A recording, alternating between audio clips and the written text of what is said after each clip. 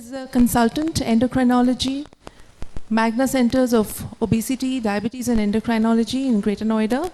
He's an additional director in endocrinology in JP Hospital, Noida.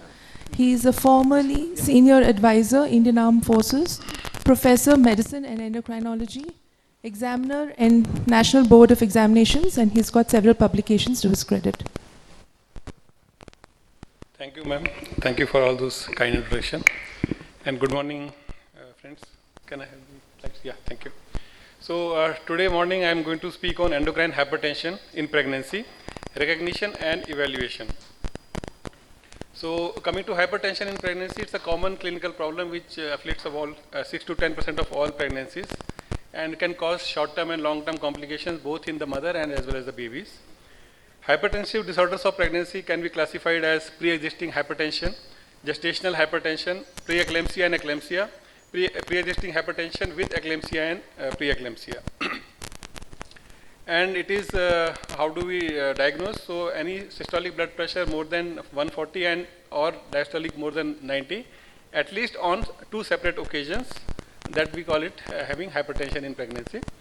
And severe hypertension is when the blood pressure is more than systolic more than 160 or diastolic more than 100 millimeters of mercury.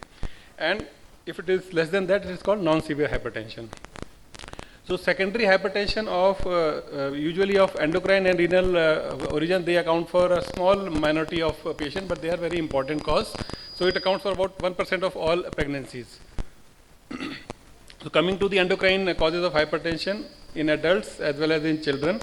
So we can see these secondary causes of endocrine hypertension can be mostly of adrenal origin, or they can be from thyroid disorders or insulin resistance or hyperparathyroidism or growth hormone deficiency in adults.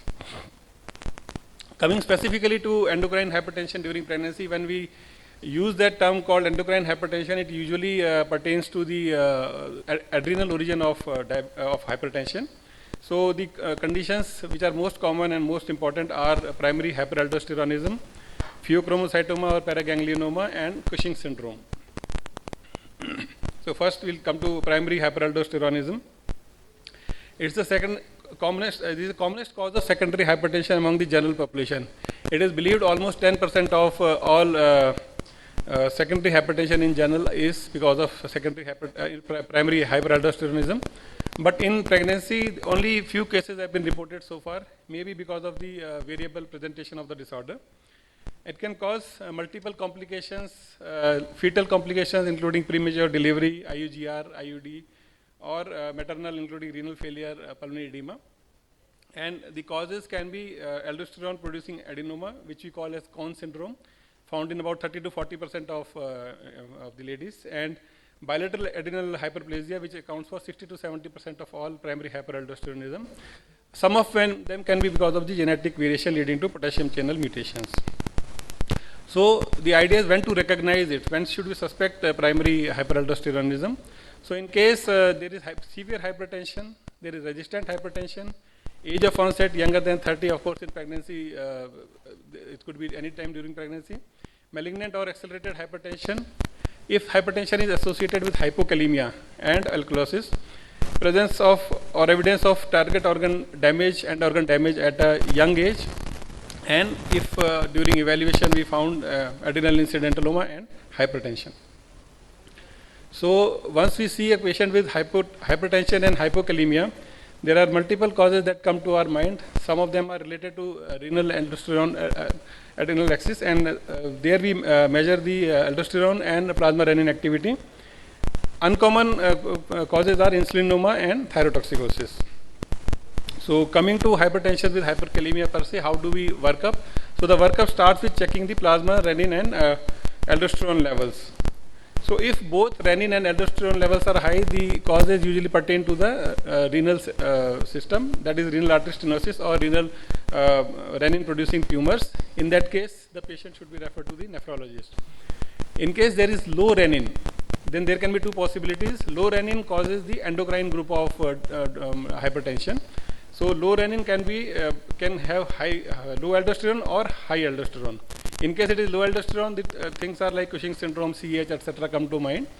Whereas in case it is low renin with high aldosterone, then it is primary hyperaldosteronism, which is the diagnosis. So in both these cases, when there is a low renin, plasma renin levels, the patient should be referred to an endocrinologist for evaluation. So this slide shows us the changes in renin, angiotensin, aldosterone axis during pregnancy.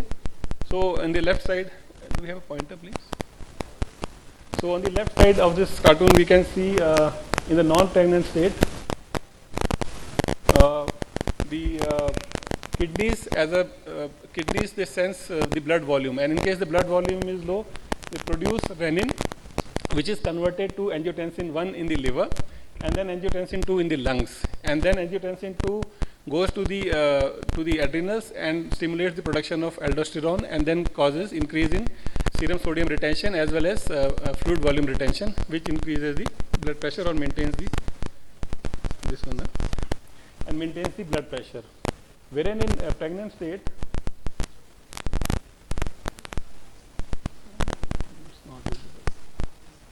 it's not visible. I think the color. So in pregnant state, what happens is the placenta makes extra estrogen, and estrogen gives rise to more angiotensinogen, and also placental renin is there, which causes increase in angiotensinogen 1 level. So angiotensinogen 1 level increases, that causes more angiotensinogen 2 in the lungs, and more aldosterone production from the adrenals. So which gives rise to more fluid and more sodium retention during pregnancy. So this is the diagnostic algorithm how we proceed, and this tells us that we should, if there are telltale signs, what we should do is we should do a plasma renin activity and plasma aldosterone levels, and if plasma renin activity is low in presence of hyperaldosteronism, then the diagnosis of primary hyperaldosteronism is likely, and then we proceed further. This is in the non-pregnant state. But what happens in the pregnant state? The value here in the non-pregnant state is less than 1 nanogram per ml per hour that I have circled in the red. So in non-pregnant state, the value in pregnant state, the suggested value is less than 4 nanogram per ml per ml per hour, because there is more production of plasma renin during pregnancy, as we saw in the previous slide. So in the presence of pregnancy, in case we are suspecting primary hyperaldosteronism, we see the elevated plasma aldosterone levels with PRA less than 4 nanogram per ml. That is suggestive of primary hyperaldosteronism. And the confirmatory tests like saline infusion or fluorocorticoid suppression tests, they are rarely done in pregnancy because of their potential risks that are involved with that. For evaluation, we can do magnetic resonance imaging during second or third trimester. Adrenal venous sampling is usually not done, which we do during the non-pregnant state. It is usually not done because of the exposure of radiation to the baby.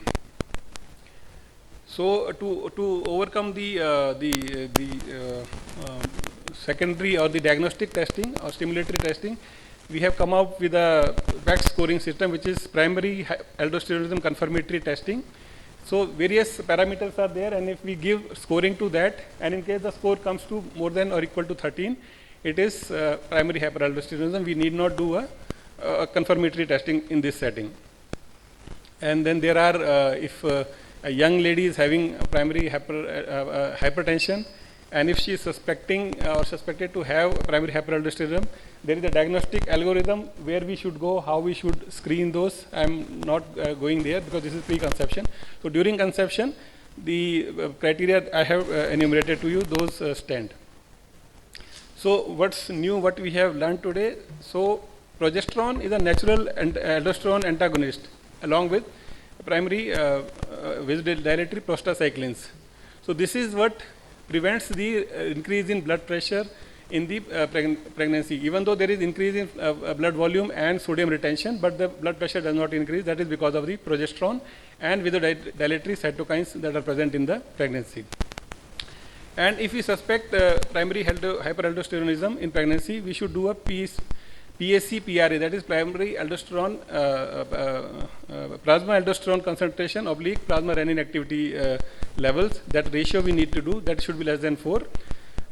These days, direct renin concentration is also utilized by most of the labs, but that can be fallacious. There are very confusing statements because direct renin is less from the kidneys, but indirect renin is more from the placental origin. So there is a lot of confusion, no clear-cut guidelines. So during pregnancy, we should stick to PSC-PRA ratio for diagnosis of primary hyperaldosteronism. Now coming to the second entity, that is pheochromocytoma or paraganglionoma.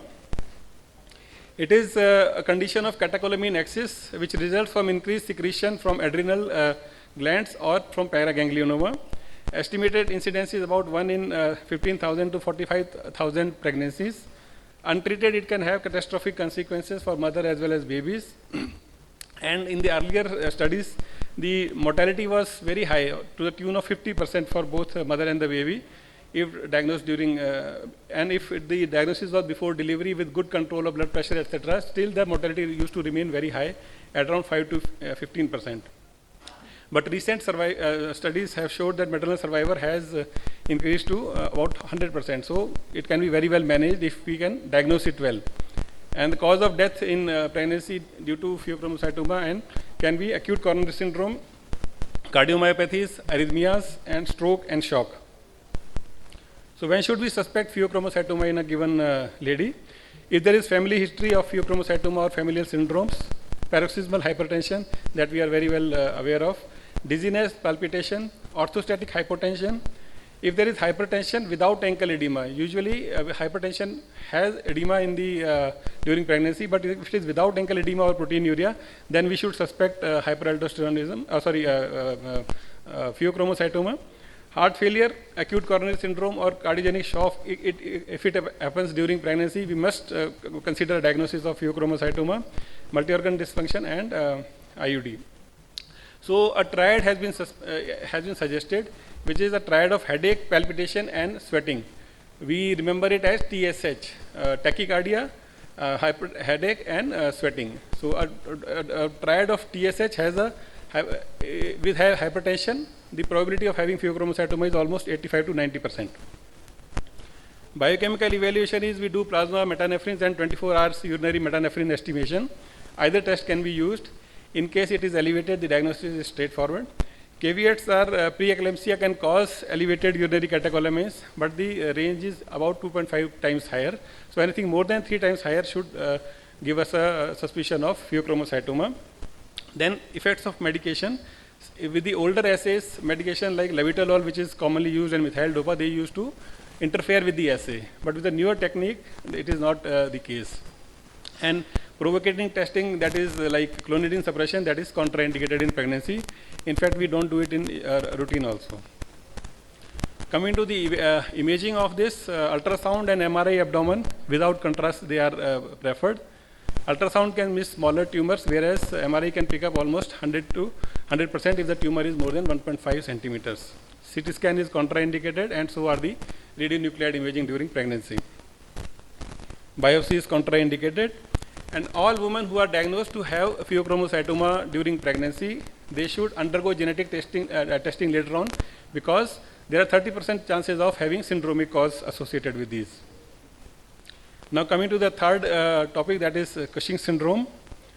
It is rare because excessive cortisol interferes with the reproductive axis, and it is an important cause of infertility or subfertility. And Cushing's syndrome can cause significant maternal and fetal morbidity and mortality with gestational diabetes, gestational hypertension, heart failure, psychiatric complications, infections, osteoporosis, fetal loss, preterm labor and spontaneous abortion. So multiple complications can be there in a patient with Cushing's syndrome. Causes are adrenal adenoma in almost 50% of the cases, Cushing's disease in 30%, and then ectopic ACTH and other causes. It is converse to the what happens in other people of this or age group. Generally, it is because of Cushing's disease, which is of pituitary origin. But in pregnancy, the adrenal adenoma is a more common cause. And again, this slide shows us changes to HPA axis. So I will not go into detail, but it suffices to say that there is increase in free cortisol, increase in bound cortisol, and increase in cortisol binding globulin. So all three the components of cortisol physiology, they are increased during pregnancy under the influence of CRH, which comes from the placenta. But the thing we have to remember that even though all the levels are increased, the normal circadian rhythm that is there in the non-pregnant state, that is maintained during pregnancy. So when should we suspect a lady with hypertension and pregnancy to have Cushing syndrome? We use specific features because the usual features like weight gain, striae, round faces, they are common during pregnancy also. So specific features that pertain to diagnosis of Cushing syndrome include purple or pinkish striae, not the flesh-colored striae, which are wider, more than 1 centimeter. Proximal myopathy is there. Ecchymosis, spontaneous bruises are there in the lady. Virilization, poor wound healing, or neuropsychiatric symptoms. Evaluation, biochemical evaluation differs in pregnancy as compared to non-pregnant state. So there are no specific guidelines per se, but dexamethasone suppression test had its own caveats because of the increase in CBG and total cortisol levels. There is incomplete suppression of ACTH due to this, and insufficient cortisol suppression because of increased cortisol binding globulin, and ACTH is also more difficult to suppress during pregnancy because of placental CRH. An evaluation earlier was suggested that circadian rhythm should be used because that is well maintained, but that is not preferred these days. So what we prefer these days is a combination of 2 screening tests, that is urinary free cortisol and salivary cortisol, that is late night. So if the value of urinary free cortisol is more than 4 times the upper limit of normal and salivary cortisol up to 2 to 3 times above the upper limit of normal, then we consider the lady to be having Cushing syndrome.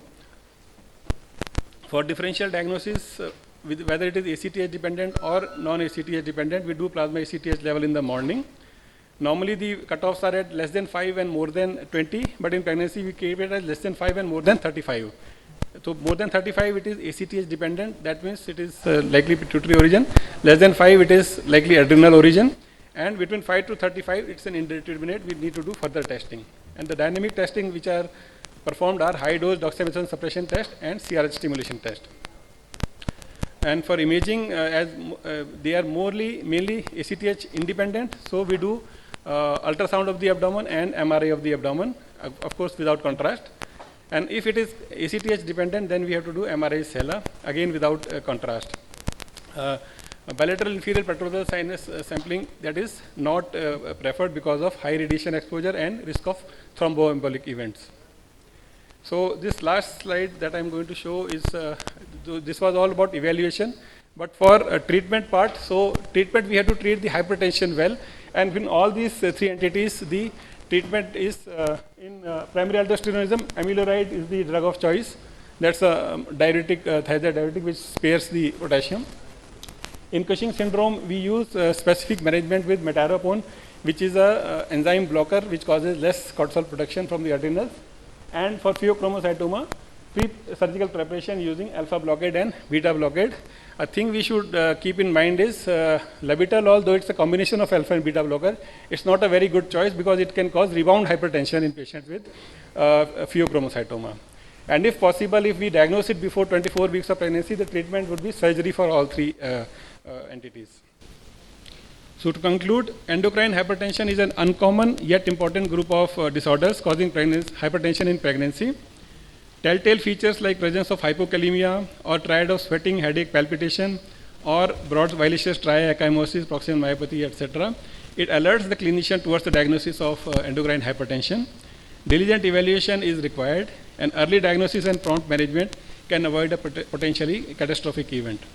So with this, I conclude my talk. Thank you, and these are the references that I have taken. Thank you so much.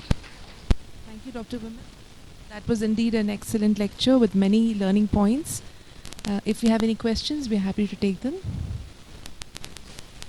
Sir, I have one question. You said the drug, if the disease is due to hypertension, if it is due to drug resistance, even if you give full dose, then also there is hypertension, then you suspect. But my question is, usual drugs which are given in preeclampsia, that drug, or you meant amiloride or this other drugs, usual drug, not the specific drug? Oh, that time usage. And then Cytoma, then labetalol comes down in the order of precedence, because labetalol has mainly a beta blocker with a mild alpha blocking activity. Yeah. So what happens is, here the alpha, we need to block alpha receptors first in pheochromocytoma before the beta blockers. So for that we'll need a higher or a more potent alpha blocker, which can first control the alpha receptor activity, and then we go for beta blockade. and this cortisol binding globulin is blunted in the third trimester. First Yeah. and second trimester is sensitive, but third trimester it is blunted. Then it becomes difficult to diagnose in the. Yeah, so third diagnosis of Cushing's is very difficult based on the dexamethasone suppression testing because of the cortisol binding globulin. Even though it is levels are elevated, though there may be some changes, but the suppression is not full. The way we want, because we are doing a suppression test. We give dexamethasone from outside, But and we see dexamethasone is suppression. not. It should be avoided during. One dose Test. doesn't matter. That's a screening dose. We give 2 milligrams at night, so that's not a case. Thank you, sir. Thank you.